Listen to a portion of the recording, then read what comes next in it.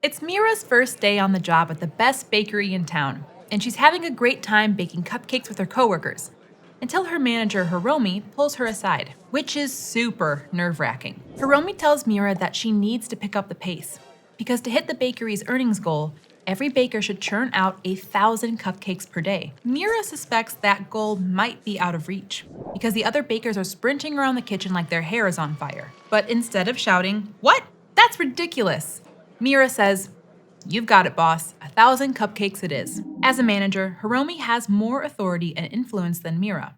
So to make a good impression, Mira starts slinging cupcakes at light speed instead of expressing her concerns. Mira chose to communicate with Hiromi based on her understanding of the chain of command at the bakery. Because Mira knows that within any organization, there are communication expectations based on a person's position in the organization. And that's what we're going to talk about today. I'm Cassandra Ryder, and this is Study Hall, Intro to Human Communication.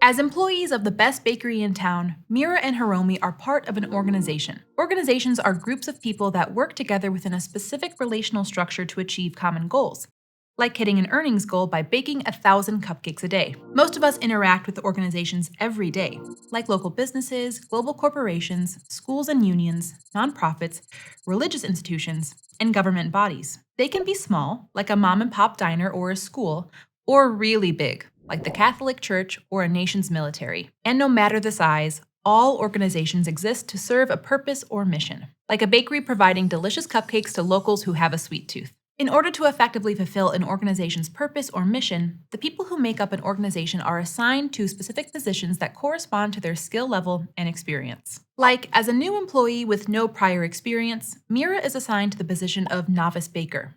And as a veteran baker with years of experience, Hiromi has risen through the ranks to the position of bakery manager. In most organizations, there are a lot of different positions, and each one comes with a set of duties and expectations. And because each position in an organization is designed to be performed by people who have specific skills, experiences, and potential, different positions usually come with different levels of authority, status, and influence. For instance, the position of novice baker is designed for someone who has lots of potential, but who doesn't have much formal baking experience yet. And the position of bakery manager is designed for someone who has some baking experience and can mentor developing bakers too. Just like Mira and Hiromi, people in different positions have to communicate and work together.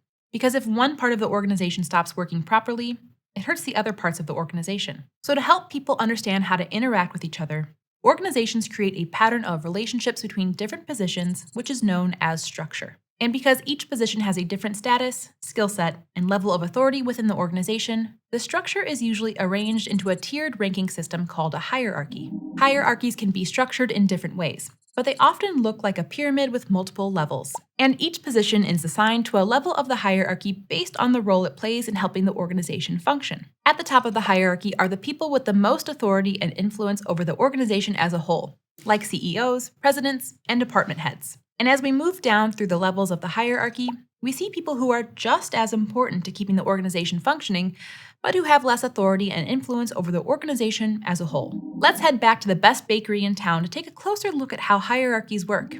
The shop owner is at the top of the bakery's hierarchy because she's responsible for big picture decision making and strategizing for the shop's future. She also has lots of experience, high status, and big responsibilities, which gives her authority and influence over the lower levels of the hierarchy. At the next level of the baker's hierarchy are the managers, who report directly to the owner. They're responsible for carrying out directives from the owner and handling the bakery's day-to-day operations, which means they have authority over the lowest level of the hierarchy, which is made up of the bakery's frontline, the cupcake bakers. While they have different status and roles, the levels of the bakery's hierarchy are interdependent, which means they depend on each other to keep the whole system afloat. For instance, the owner of the bakery wouldn't be able to increase her sales without the hard work of Mira and the novice bakers who make the cupcakes every day. In fact, without the lowest levels of the hierarchy, the bakery wouldn't exist at all. Hierarchies are useful because they give participants a clear picture of their place in the organization and how their position is connected to other positions. They also provide channels for communication between and within different levels of the hierarchy. Communication flows in 3 directions in an organization: downward, upward, and horizontally. In downward communication, messages are sent from upper to lower levels of the hierarchy. And in most cases, the top levels of the hierarchy use downward communication to share job instructions, procedures, policies, and feedback with the lower levels. That's because the upper levels have more authority and status, which means they get to make big picture decisions about the direction an organization and its people will take. For instance, at the bakery, the owner might give the lower levels a baker training guide that lays out instructions for opening the shop and prepping the kitchen. The guide might include specific procedures and policies, such as rules for cleaning the ovens and how often the bakers should wash their hands. Downward communication is really important because it supports the lower levels of the hierarchy as they fulfill their responsibilities on a daily basis.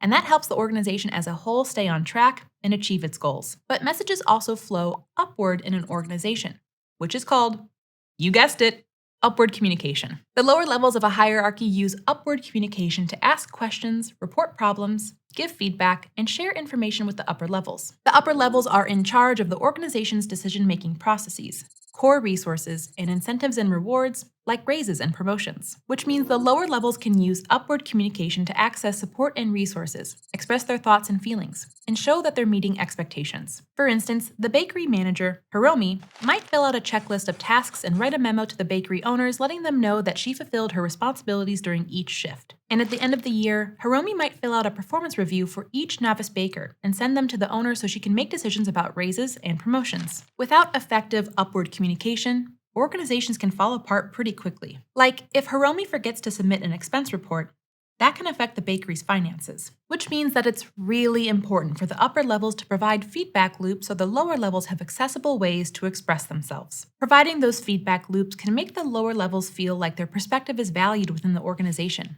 and it helps upward communication flow more freely and efficiently. In addition to flowing upwards and downwards, communication can also flow horizontally within an organization. Horizontal communication is the exchange of messages between people who perform the same role or occupy the same hierarchical level in an organization. People use horizontal communication to convey specific information, plan and coordinate, and collaborate on activities. For instance, the novice bakers, who all perform the same role and sit at the same level of the hierarchy, might exchange information that helps the whole team do their jobs more effectively. If Mira sees that the takeout line is really long, for instance, she might give her fellow bakers a heads up that they're in for a busy couple of hours. Horizontal communication is also used for planning and coordinating, like if Mira texts the other bakers to ask someone to cover her shift. And because collaboration is crucial to getting team-based tasks and projects completed, horizontal communication is used for that too. At the bakery, Mira and the other bakers might work together to plan holiday decorations for the shop or to petition the bakery owner for a new bonus policy. At the end of the day,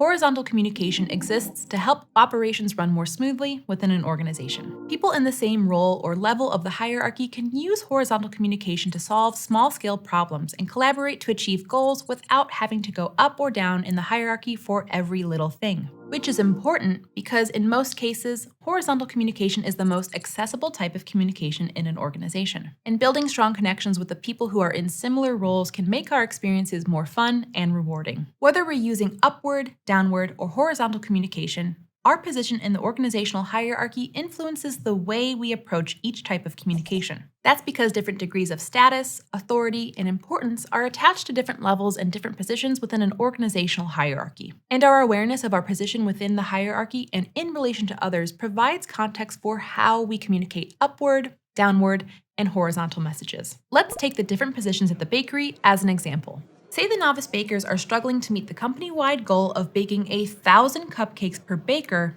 per day. So they start staying after hours to meet the cupcake quota, because there just isn't enough time during regular shop hours. But then the owners send out an email announcing a new policy. Overtime hours are strictly prohibited, which means the bakers have to figure out how to bake 1,000 cupcakes within regular shop hours. Because even if they do work overtime, they won't get paid for the extra hours. And that's an issue, because the novice bakers have been making most of their money from working overtime. So when Mira reads the owner's email with the no overtime announcement, she asks the other bakers what they think about the new policy. While they scramble to churn out 1,000 cupcakes apiece, the bakers rant about how discouraging the new policy is, because they're going to be doing the same amount of work as before, but making less money for it. Some even mention finding a new job because they won't be able to pay their bills without the overtime pay. But halfway through the morning shift, the owner pops in to check on the shop and ask how everyone's adjusting to the new policy. No one speaks up, so Mira carefully explains that the bakers are working together to adapt to the new policy and meet the 1,000 cupcake quota.